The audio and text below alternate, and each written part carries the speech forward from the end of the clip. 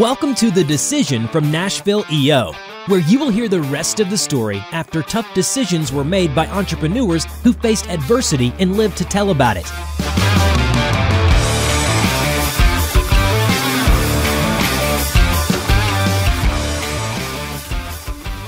Welcome to The Decision, EO Nashville's podcast by entrepreneurs for entrepreneurs.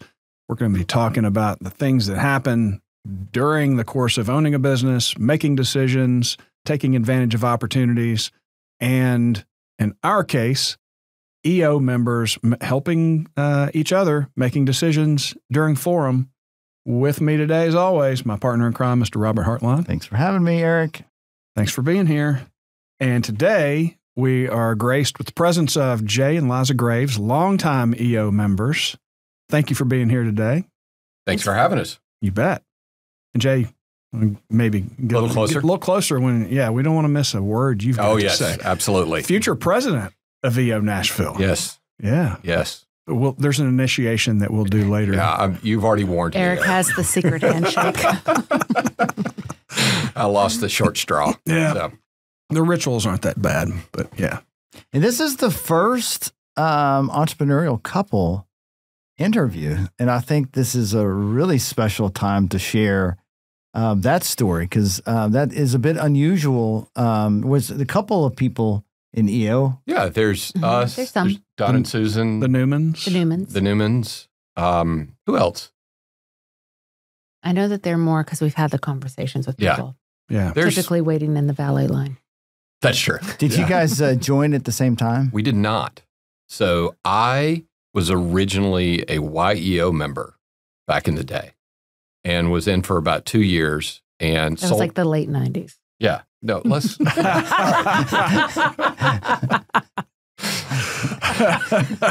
Mid-2000s. Is that before the internet? Yeah, actually. AOL, you've got mail. All right, you're throwing me for a loop here. And sold my business, and it wasn't the right time. And then, so but I'd been through forum training. I'd been through everything. I'd been through this. And then Liza joined EO. 2016. Yes. And I didn't know it, but I was immediately jealous that she had a forum and I didn't. And we'll go into more of that. But I loved her forum. Like after her forum, they did Friday afternoon forums and they always had happy hour. I did my best to always get invited to happy hour. Yeah. So Jake kind of had my forum for like happy hour times once a month. Get his business talk in. Yeah. So before EO, what was life like? Ooh, before EO? And what was the business? Back in the 90s. Business, yeah, back in the 90s. Well, tell the StyleBlueprint story. Yeah, so I had a business partner, and she and I started StyleBlueprint in 2009. The economy was terrible, and supporting local business was not cool. People didn't talk about it. It wasn't like a movement, and we saw a bunch of local businesses closing in town in Nashville, and we did not want Nashville to become a city that looked like every other city in America. And we really wanted to support local businesses. And, we had friends who had the means to support local businesses, but would say stuff to us like, well, I got to go to Chicago to shop. Or, I'm hiring an interior designer from Atlanta to come in. Like, have you looked around Nashville lately? Like, Nashville has continued to change. And have you opened up the doors to these amazing places in town? And so we just decided that, no business plan, nothing. We were just going to start writing this, we called it, it was a blog at the time. And, it was like the heyday of mommy bloggers. So people were like, you're a mommy blogger. Don't call her a mommy blogger. Don't do it. Okay. Sounds like you say that from experience. No, I didn't. But and it was nothing against the mommy blogger of the day. It's just that wasn't what we were doing. Right. And all we had to do was hold up a mirror to Nashville to show off its awesomeness. That's all we had to do. And we just, from the heart, walked into stores, talked to business owners, talked about what an amazing business it was, and started to get email subscribers. And we wanted to do this beyond Nashville. Again, we had no business plan. We were making no money, but we were just grabbing audience and growing an audience. And we thought the business plan will come. And it eventually did. And fast forward 2019, I bought my business partner out. And so it's been 5 years, and bought her out and spent the next year really working on the business now that there was one leader as far as culture, how this business should run, what accountability looked like, having goals, how to attain those goals. And we were all fired up, and 2020 was going to be our year. And then what happened then? Yeah. So we had all sorts of things lined up to help events, to help travel, local businesses. And, so that all fell apart, and the spigot just turned off, and it was a terrible time in our business. And if you go back at the very end of 2019, though, his second company had been bought by a PE firm, and he was kind of miserable to be around. And it had been for a couple of years. And I was like, why don't you come work for me? Let's work together. It was actually a 3-step statement. First one was, you are miserable. The second one was, you're kind of miserable to be around. And the third one was, your son, our youngest child, is going to graduate from high school, and you're still living on an airplane just like you always have been. So it was, and then it was, you've been doing the night job working with me at StyleBlueprint. Why not, we'll make it work. Yeah, Jay had been a part of StyleBlueprint in the background from the moment it started. And, we had grown at that point to be about audience of about 4 million, and that was besides our email and our social media. That was just, our website traffic and readers. And Jay would try things out on StyleBlueprint as far as like local marketing would go with, here's some Facebook, marketing. Let's try this. Oh, look what you're doing with email here. But then he would take it, and he got to go to his clients who were like the NFL and NASCAR and use it in a much larger scale. But when you're dealing with sports teams, you're still doing local marketing because you have to reach out into the community and get them to come to your game. But we got to kind of be the petri dish, and then he got to go, sell it big. And we were just making a little bit of money, but it was fun. So there was a lot of overlap, and he's always been the tech guy in the background working this out. But so he was starting to work with us in 2020. All our revenue ceased, not all, but we did go down 25%. I don't know how we only went down 25%. And it took 2 years for us to be profitable again. So it was April of 2022 that we started to be profitable again. So who does what role in your organization? Jay is ops and finance. Extrovert, introvert. Right. And so, I'm tech, ops, finance, back office. Liza is CEO, but sales director, which is a role that you've grown into spectacularly. And as far StyleBlueprint is a digital publication that reaches about 4 million people a year with over 200,000 daily email subscribers and 285,000 social media followers. So, we have 3 different platforms. And it's beyond Nashville. Oh, yes, it is. We're Southeast Regional now. Yeah. And our top readership markets are Chicago, Atlanta, Nashville, Dallas, Birmingham, Memphis, Louisville, DC, New York City. The division of roles, did that happen immediately? Like as a couple, did you guys like whiteboard it out and say, this is what I'm going to do, this is what you're going to do? It was pretty easy. We pretty know what our strengths are. Yeah. Yeah, for sure. And I had already had the company for 10 years. Yeah. You know what I mean? Like he had been working with us and supporting us along the way and definitely helping out. But at that point, I knew that I needed him to come in and help. Like I knew we were void in that area, and he knew what I did well, and obviously we collaborate a lot, but it's pretty much, he knows his stuff really, really well. Yeah. I'm guessing at that point in the growth trajectory, his skills really helped you propel beyond it was where you were? I think I don't know if that's the case, but I will say I'm a twice recovering software executive, is what I like to tell people. In the original .com bubble, my first business partner and I, who we are still super fast friends, I would like to say, I think I may have the only 50-50 business partnership that has ever worked out to where at the end people are still like super happy with each other. But in the original .com bubble, I tell people that we put together a spectacularly bad business plan and executed it flawlessly, which means we completely ran out of money and ended up selling a CRM system that we scratched together with this new thing called a web browser to the Nashville Predators. And we ended up having a niche of helping sports teams all around the country manage their fan data. And so we built that business. We sold it to a public company in 2005. I ran a multi-year experiment to see if I could be an employee. I'm not very good at it. And then we kind of fired up the same business again. And then we sold it to a PE firm.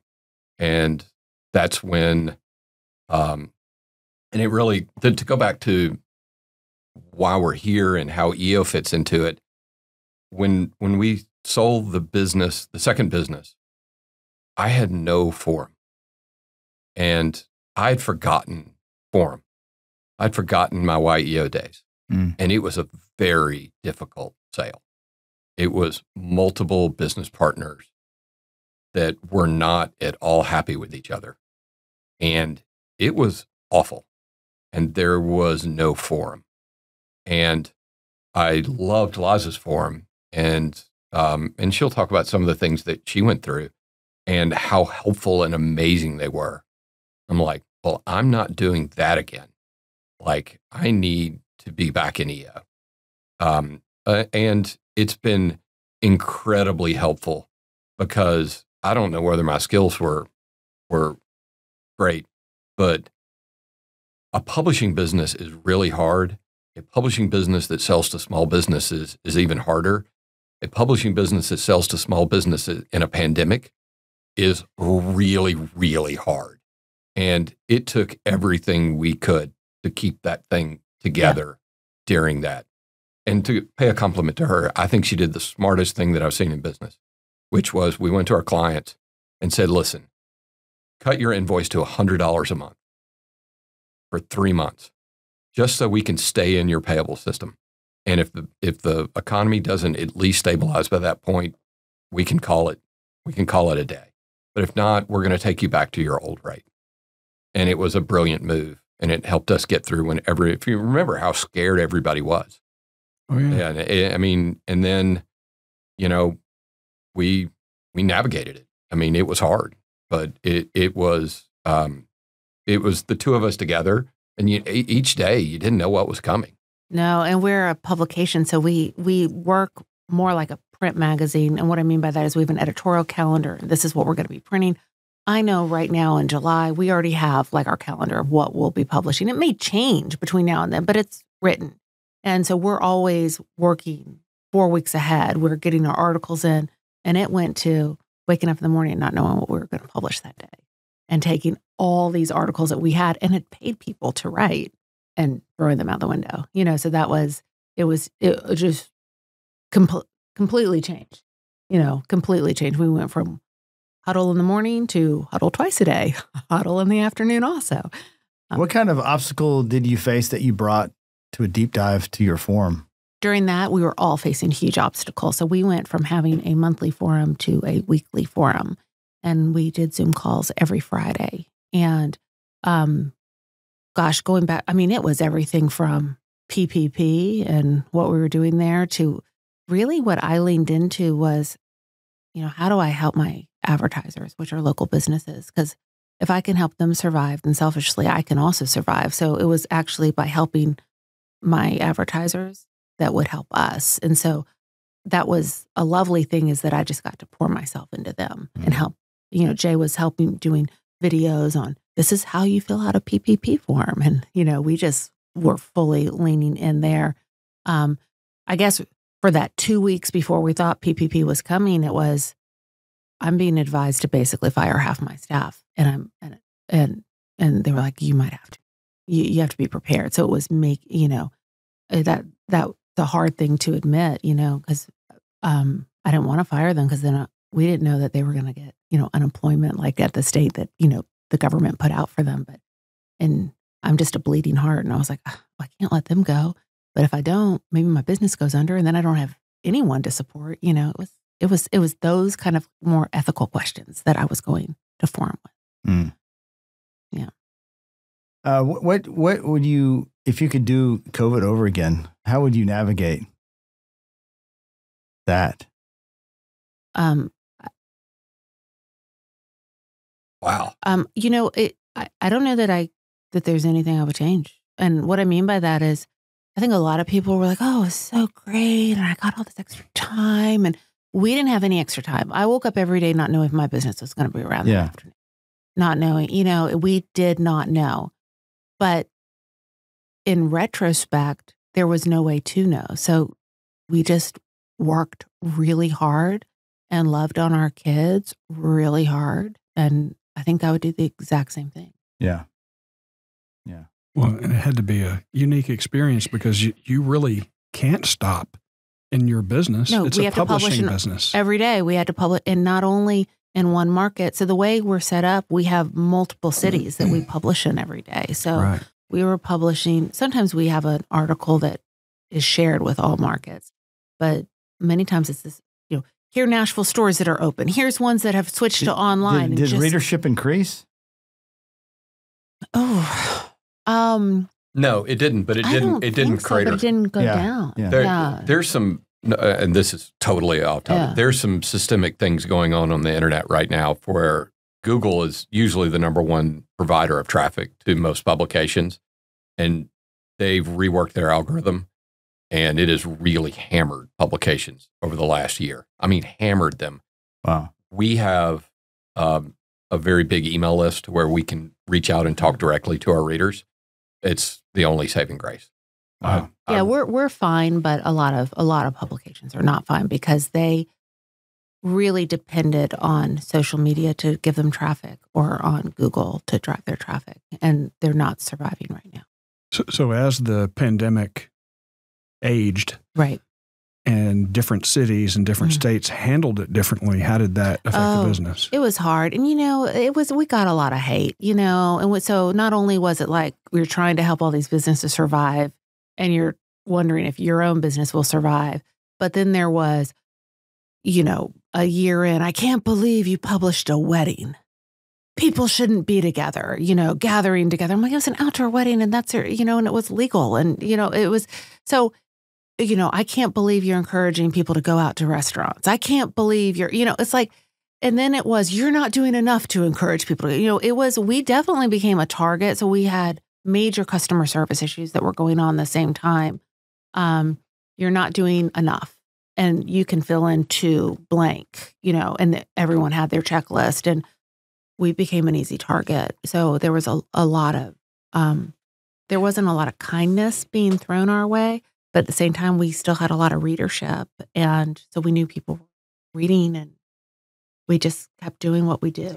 And then afterwards, it was fine, and people were grateful. And it was when, it's when people are face to face that they'll tell you, thank you. A lot of times people don't take the time to write that, but they do take the time to write what they're angry about, and so we were only getting that because we weren't in groups. We weren't running into people. Right. And so we weren't getting the keep it going kind of stuff. It was a tough time. And then as it aged, there were, there's two segments that are for our advertisers that are pretty big. One is like home services, interior design, those home kind builders, of home builders. Mm-hmm.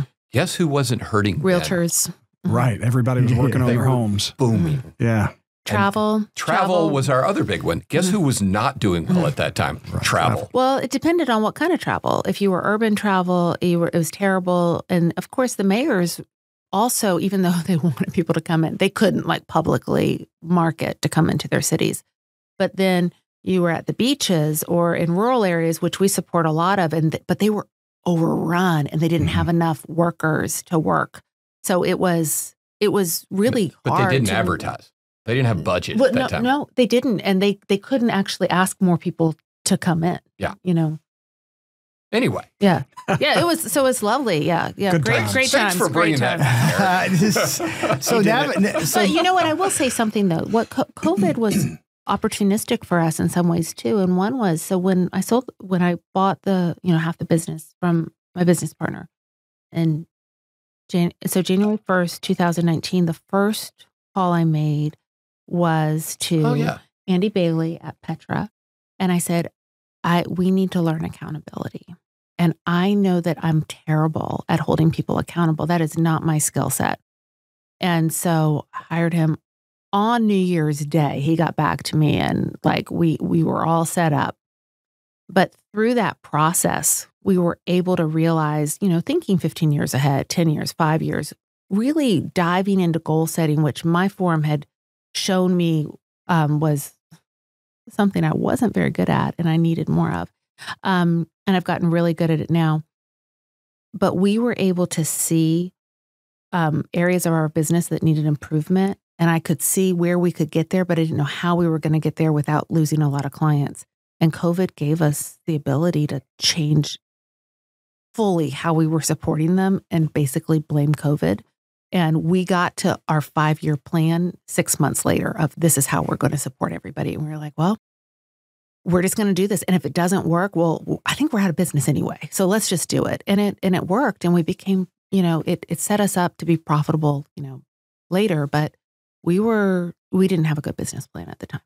And that transpired after you had full ownership? Yes. Mm-hmm. And it was just like, were you more open at that point to get real engaged with making it successful? All leaders in a business have to buy into a change plan. Yeah. Mm-hmm. Yeah. And if one doesn't, it doesn't matter if the other one does. Right. You can probably leave it at that. But I've never seen any coaching service or any leadership initiative work unless the leaders completely buy into it. Yeah. I mean, it's hard. It's kind of like a moonshot, right? If you don't have the rocket guy behind it, then you're not going anywhere. Yeah. Well, in all fairness, my former business partner, neither one of us were good at, having goals and the plan to get there. And maybe we could think some things through, but it wasn't, how are we holding everybody accountable? We weren't good at that. We had to hire out for that. But we had worked so hard to make no money, basically, that we were like, how can we afford to hire someone out? And when I got control of it, it was, how can I not afford to hire somebody? And that was definitely my focus at the time. And it was a hugely transformative year for us. So did your forum hold you accountable a lot during this period? I'm assuming. Yes. So. On 100. No, so they helped me through many things. They helped me through the business, buying half of it, because no matter how good or bad a business partnership is and a buyout is, it's always difficult, because it's business divorce, even if it's good, it's still really hard. And so they were a really good springboard of ideas of, okay, what do I do here? And they had weekly accountability for me for steps in order to make this work out. I think there's two things that are common themes in EO. One is I'm having issues with my business partner. And the second one is why can I sell more than my best salesperson?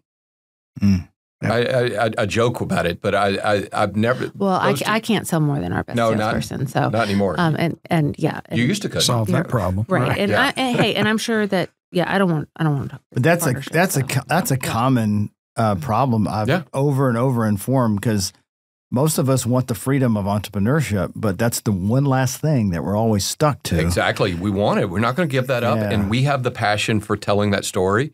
How do we convey that passion to people to go tell that story as well as we did? Yeah. But you know what? It's not their business.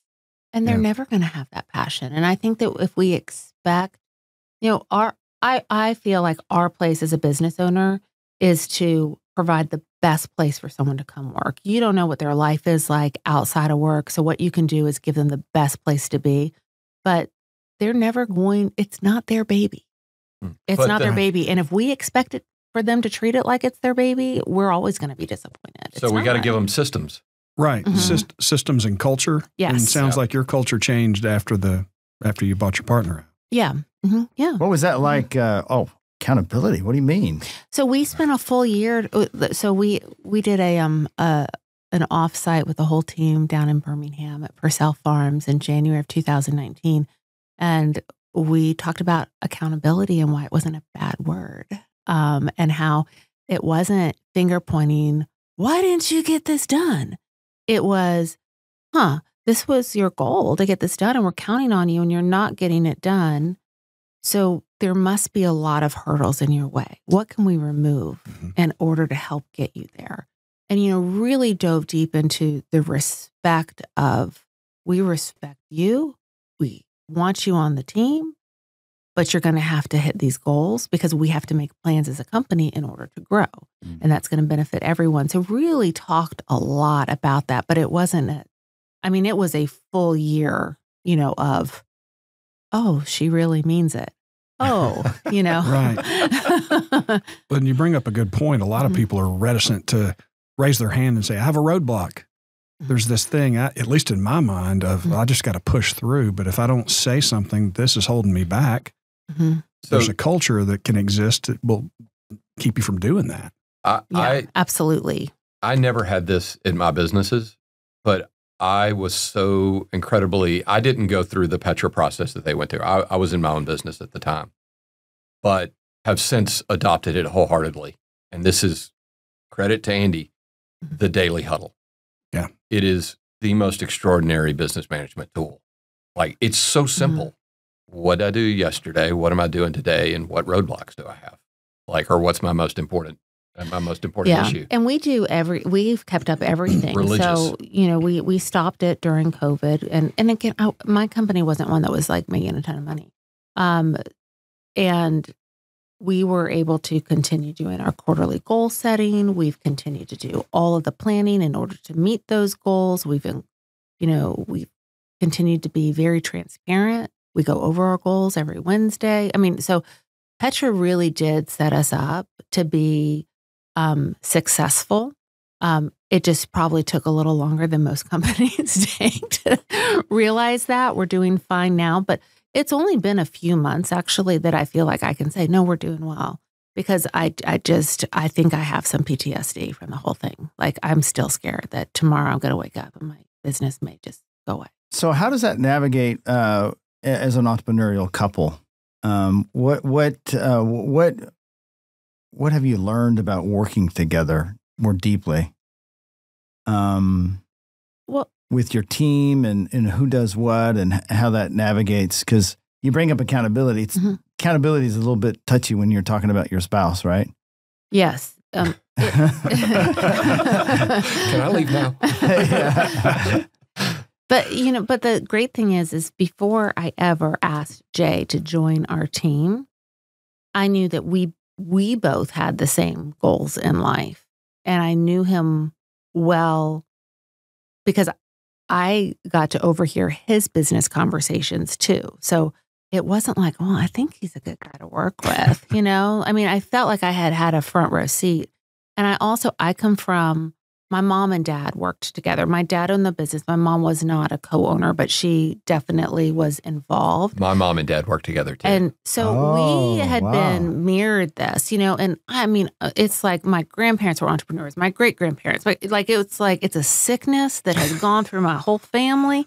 And then I married our kids are going to work in a entrepreneur. government cubicle. Yeah. But the thing is, even if your spouse is home and she's not in the business, or he's in the business, or not in the business, they're in the business. Yeah. Because we're there, we bring home the stress, we bring home anxiety.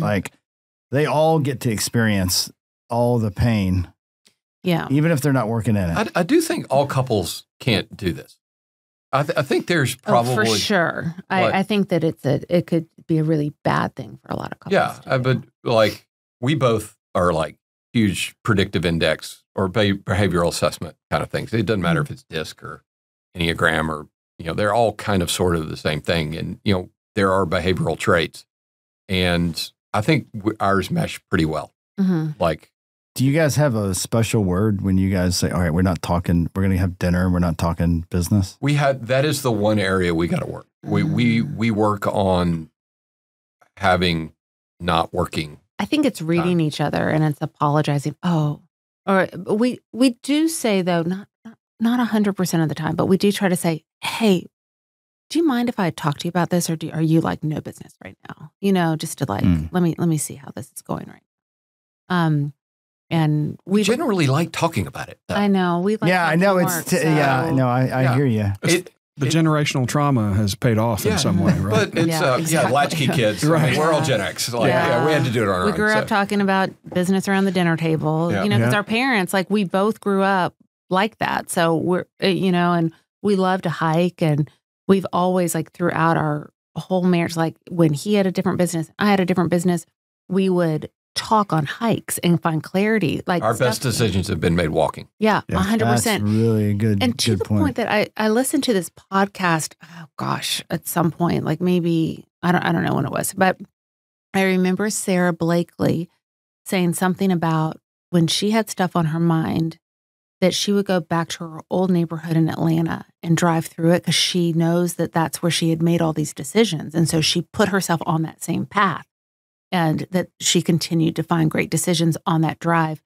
Ours is Cabin Flats Road. We have Balsam, this North road Carolina. in North Carolina, and we're like, we will, like, sometimes when it's like, we will drive to North Carolina, stay in our cabin, and we do this hike, and it's not really a walk, but it's a 7-mile one.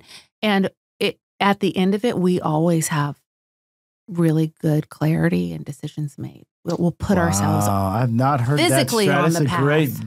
decision exercise to do, because I mean that's why we're here in this podcast, to figure out how to make those. A good walk, and as a couple, a good walk together. Or figuring out what it is. Like, if you're, a lot of people are like that when they drive because it opens up a different part of your brain. It's kind of that Montessori thing that if you have kids that have gone to Montessori school, you do certain things repetitively because it opens up, like, part of your brain.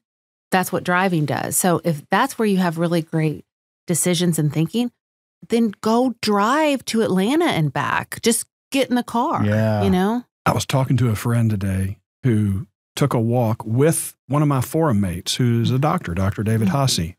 David, I'm going to butcher this probably, but he said when you're walking around and your eyes are moving, and it does. It opens up the other pathways in your brain, and you can think about things in a different way. And you're not just sitting. So there's a physiological thing. He's a doctor. It's got to be true. It's got to be 100%. I always. I grew up in Germany, and I had this road that I took to the high school. And I went on YouTube one time, and I found someone driving their car from my town to my old high school. Oh, wow. And it took me way back. I was like, I had all these new thoughts about my past that appeared because of watching that drive.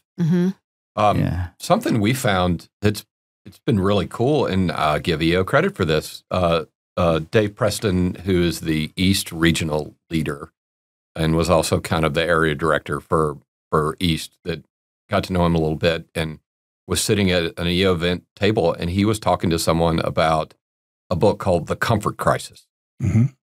What a great book about, getting out of your comfort zone and, having periodic challenges that you don't really tell anybody about, that you just go do. But more importantly, be out in nature without blue blocker glasses on and with your phone off for a couple hours a week. And and we do it together now. And that's been really great. But to back to your original question, how do we turn it off? We're pretty good with it. We can read each other now. And not perfect. The bigger challenge is, how do we go back and talk to our employees where we've had the chance to work things out in the car or at night or whatever it is, and then they're supposed to know what's in our head. Right. So it's a communication challenge of making sure that they're in the loop and can be part of conversations. And there's some conversations we don't have without them present. So we just can't do at home. And so you have to be on the same page too. And you don't have the option of saying, well, go ask your mom. Right. Yeah. How do you guys navigate that? Because I know how it is in my own house. I'm the one who I do the discipline, right? And I'm sometimes the bad guy, and she wants to make everybody feel good. But how does that happen with you, with your team? Well, kind of sort of answering that question, when someone says something to me and they bring up, well, I talked to Jay about this a couple weeks ago, I always say, don't ever assume that if you've talked to Jay, that you've talked to me. That's not fair to either one of us, and it's not fair to you. So if you have something that you need me to know, make sure that you bring it to my attention because that's not Jay's job. And they're not bad about that, though. We've set pretty clear boundaries of what her role is and what my role is, and when you can talk to me and when you can talk to her. And there's not really a heavy, there are certain situations to where everybody knows you don't do that with Liza. And there's certain I don't even know what the situation is. I don't even know what it is either, but I'm going to, I'm like, maybe pick up the phone. Oh, yeah. I do. When people are like, I can't get in touch with them. That's a big pet peeve of mine. Did you call them? Have you called them? They're like, what? What is this thing? Oh, with the digits I've on it? emailed 23 times. Yes. This is a podcast, not a rant. Gen X special power, right? This phone I've got in my hand all the time. I can punch these digits. We make our kids call restaurants when there's not a reservation. And our kids are old, and they're all in their 20s, and they are. Oh my gosh! You'd think that we were like pulling their toenails off them to this day. Oh, they get mad at each other. You have to call. I'm like old in your 20s, and someone please call. Oh, and my pet peeve is like, hey, the CRM system's not working. Did you Google it? No. And they turn around and they go back, and then it's, did you Google it? And I do it with a smile on my face, but it's really like. Or have you asked customer service for the platform? Yes, we pay these platforms a lot of money every month, and there's this little help button. Yeah. If you go press that, they'll sometimes help you, and they do it. So, but I would say we don't have, there's not a disciplinarian in this. I mean, we try to respect that we are married, but there are roles. And I have responsibilities and she has responsibilities. And that's. We've never had like an impasse, as far as like, well, I want this done and you don't. That has never. But again, I think that just like you said, our roles are different enough. And if Jay's like, we need to do this in order to help our systems be better, let's do it. Let's change. But I will say, when I joined the company, this is Liza's company. I'm here to help Liza. And he's good about saying that. He's like, this is Liza's baby. I'm here and I'm helping. He owns 1%. So. That was to keep our federal tax ID. So, well, token 1%. Working with your, I learned this really terrible lesson when I first got married. I started the company, and I used to have this little store on Trousdale Drive, and I would tell my employees, you cannot park in the front. This is for customers to park. Mm-hmm. We have to park way over here, and my ex would always park in the front, And I'm sitting here trying to set an example, and I got, there's just a misalignment of core values, and that's why. That's what that is, because it's kind of. So I had a lunch cafe that I did open in the late 90s, and no one. Thank you for getting us into the 2000s, but we'll go back to the 90s now. But no one else was allowed to clean the toilet or the grease trap. It was me, and that was just because that's what you do. I wanted to make sure that I want to walk the furthest and. There, because if you're asking people to do other stuff, you want to make sure that they know that you're going to do the same thing too, and above and beyond that. What advice would you give other couples that work together on how to navigate business and personal in a marriage? What tips would you give? I would say one would be the question that. Both of us try to be very good about asking. It's like, hey, is it okay if we talk about this business thing right now? That's the number one tip. Yeah. Is a respect of the ask, of not just walking up if someone's watching TV and clearly trying to veg. And it could be either one. Don't look at me, Eric. Don't give me that crap. I could also see how that could not work, because then it's like, well, what did you have a question about? Now it's like you crossed the bridge. Yeah, but I think that both of you have us, to respect it in the other way. You have to be open to that, though, and I think you have to have that respect of each other. That hey, you're going to get that question, but I'm not trying to interrupt you. Just hey, what's going on here? Well, we can talk about it tomorrow. Okay, and I'm always a super curious person, but I've learned that if Jay says that and I just can't, I'm like, you know what, I can't. And he's like, I get it, and he's not trying anymore. But I think also when you're like, we need to stop working at night, we're working all the time. But I also was clear with Jay. I was like, Monday nights, I'm always going to work till really late. Like that sets up my week. I have to work late on Monday nights, but by Wednesday, Thursday, Friday, I'm not. But I was at this thing in Birmingham all day yesterday. I have a big proposal Monday. One of our teammates is getting married tomorrow. I'm going to have to finish this proposal tonight. But if it's a regular thing that I'm always working late, he has every right to be like, this isn't working for me, and to say that. And I have to respect him and hear that too. What would be some advice for a new member of EO to get the most out of what EO can do for an entrepreneur? I think that the programming that EO has is really amazing, but I think it's also one of those things that depends on where your business is. I've had years where I go to so many EO events, but each one I come out with like a new idea, and that can be really exhausting for your team. But sometimes you're in that mindset. It's great, but I have other times where I have to really just work in my business this year in order to get it to the next place. I'm not in the work on my business year. I'm in the I gotta survive year. Like I'm making a pivot. I'm doing something. So one is know that those resources are out there, but I would 100% going back to forum. It's lean in on your forum. And if you don't feel like you're gelling with your forum after a year, don't throw EO out the window. Ask for a new forum because, it's a lot to ask that you're going to put 7 to 9 strangers around a table and that it's going to work. It's really amazing how often it does work. Yeah. But I do think that those are your core people. And, I've gone through some like major stuff in the business that if my forum hadn't been there,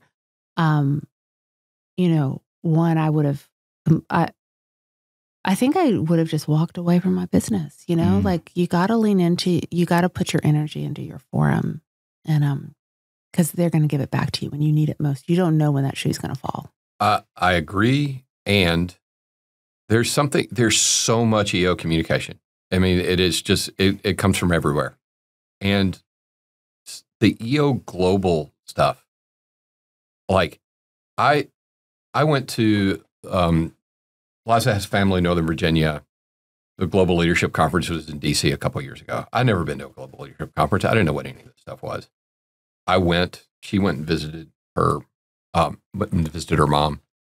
And I went to the GLC, and all I could do was call her and go, oh my God, this speaker was amazing. This was unbelievable. I learned this. That blew my mind. Oh, it was absolutely and completely amazing. And I was like, this is amazing. And I've missed so much. But I think if you're a new EO member, it's okay not to jump into the deep end of the pool. There'll be years when you have the ability to take the time and do that. It's probably, they really push everyone to use the credit that you get when you join. Okay, maybe you don't get to use the credit. It's okay if you use that a couple years later. Lean into your forum, get your foundation of your business in place. Those opportunities will happen. And you guys both did GSA. You want to explain what that is? A Global Speakers Academy.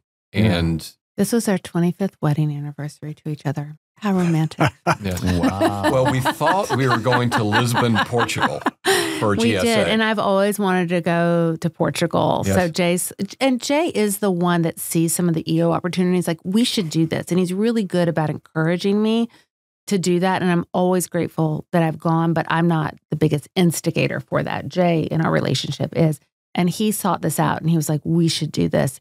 And I was like, no. He's like, it's in Portugal. And I was like, okay, maybe. And then it wasn't. And then it wasn't. Then it was in Panama. What? Panama's awesome. Panama's great. It's not Lisbon. It's not Lisbon, Portugal. Oh, yeah. Like nothing wrong with Panama.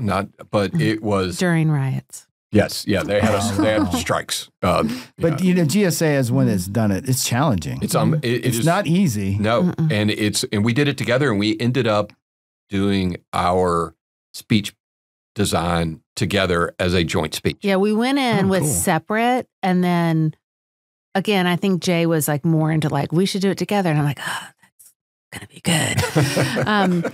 But you know, not good. I like opened myself up to it. No, it wasn't that. I didn't want to like crowd your thing, and I don't want you to crowd mine, you know, but it did end up being we ended up in a really good place. And GSA, I did not realize how much going through the training of Global Speakers Academy would help you with every presentation, every proposal that you make. Everything. I mean, it's not just communications, standing up and doing a keynote. Exactly. Just your communications. And it does make you, when you hear other people speak, you get a little critical about what they're doing. You did a great job at EO Talks, by the way. You. Even with the training, we can all say you did a great job. But it also gets you to realize that there is a formula. Like so many things in life, there's a formula. And once you learn the formula and become comfortable with the formula, you can start plugging in so many life experiences. And these people have so many great stories around you. And you start to remember your own stories that you haven't remembered. All of a sudden, someone's telling a story. You're like, wait, I had something kind of similar. And you write that down. It is kind of a walk down memory lane during this week. I think it's the number one thing, if you have the time and can afford it, that anyone in EO should apply for. It is like the two guys that taught our class were the two best teachers I've ever had in any subject ever in my life, period. Wow. I mean, it was that good. And I'm a complete raging introvert who was like, the idea of getting up in front of a big crowd of people was not. And I'm still not going to tell you I'm not going to have butterflies if I did it now. But they give you a formula and they tell you how to manage this. And they also explain from a physiological standpoint why that fear is a normal part of being a human being. It was extraordinary. Well, the storytelling is one of the first things humans learned how to do. I mean, it's how we communicate. It's a life skill you should all have. And they tell this great story as they go through speaking fear, and which is storytelling is a life skill, and also messing up got you tossed out of the tribe. Oh, yeah. I forgot about that. You had no chance of surviving if you weren't part of the community. And now, the worst thing that can happen if you give a bad speech is you get to go home and eat pad thai. Yeah, they're always like, pad thai is their life. Flash pictures of pad thai up throughout their speeches throughout the entire week. Great. Of like, hey, the worst thing it is pad thai. So, this is so good. Thank you so much for joining us today. And you know, I think that kind of reminds me, EO is about growth. You know, you get to grow together as a couple. So this is a very special conversation that you get to grow together in Panama. With learning that. So if you are in Nashville, Tennessee, and you're an entrepreneur and you also want to grow and you want to be around other people going through similar challenges and opportunities, you may want to visit eonashville.com and learn about, believe it or not, the largest chapter in the United States is here in Nashville. And so there's nearly 400 of us growing and navigating this entrepreneurial journey together. Thanks for watching and have a fantastic rest of your week. Thanks for listening to the Decision Podcast by Nashville EO. We'll see you again next time, and be sure to click subscribe to get future episodes.